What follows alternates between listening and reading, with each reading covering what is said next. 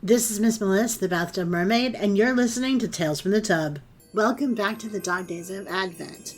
What's the Dog Days of Advent? Well, it's a quirky little cousin of the Dog Days of Podcasting, except in December, we're maybe not so strict. Some of us do 24 days, some of us do 12, and some of us just post here and there.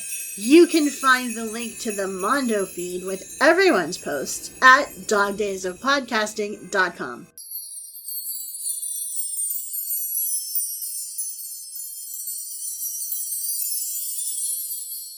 Day 23. Sled. She looked out the window, watching the snowfall steady itself back into the ordinary world. For a moment, the drifting flakes had tilted sideways. Just a breath, barely noticeable. But she'd felt that tug in her ribs again, the one that meant the world had slipped. Her counselor called them emotional echoes. Her mother called them episodes. She called them wrong, because the air thickened and the colors leaned and everything felt like it was about to fall through the floor. But then the snow straightened, soft and simple, normal, and she could breathe. Ready? Her mother called from the hallway, trying too hard to sound casual. It's just in the garage. She nodded, even though her mother couldn't see her, pulling on her boots, the ones still too stiff around the ankles. The snowfall blurred the sky into one pale wash as she stepped outside. Her mother waited by the garage door with a cardboard box, simple, brown, and taped neatly. His handwriting was on the label. Her stomach dropped. They hadn't known he'd mailed it before. Before the news, before the folded flag, before they said Martian incursion and wrong coordinates and immediate casualties, in voices that sounded like static. The package had arrived a week after the funeral, quiet as a knock that comes too late. Her mother lifted the lid. Inside lay a bright red sled.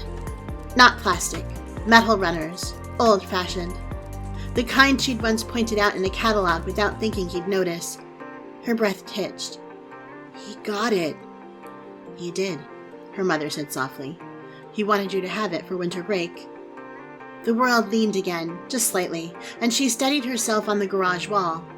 The sled shimmered faintly, not with light, but with familiarity, as if it remembered something about her, too. She dragged it through the fresh snow to the small hill behind the apartment complex. The cold bit at her cheeks. The air smelled like minerals and ice. Earth winter, not Mars.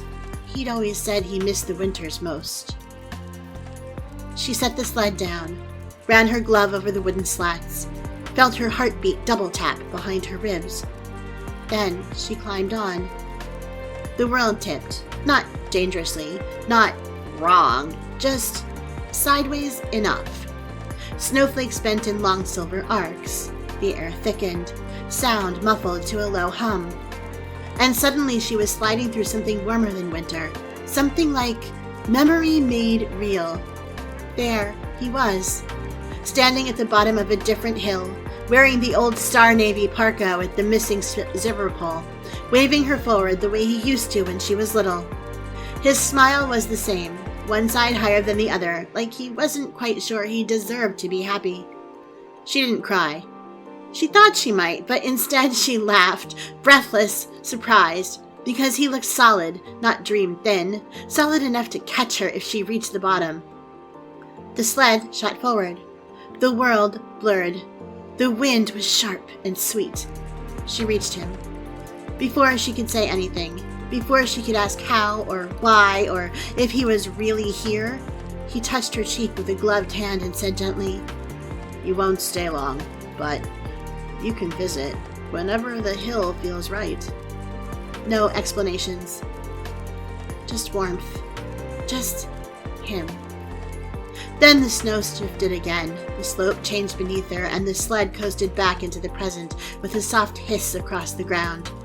She sat still at the bottom of the actual hill, breath clouding in the cold air, the red sled gleaming beside her like nothing strange had happened at all.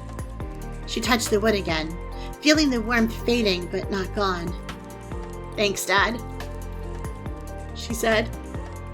"I love you too." A single snowflake landed on her sleeve, perfect and bright, and she watched it melt without looking away.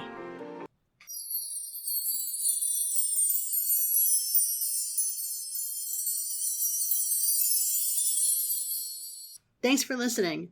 Remember that you can find all my stuff at patreon.com/bathtubmermaid and bathtubmermaid.com, which also hosts full credits and show notes.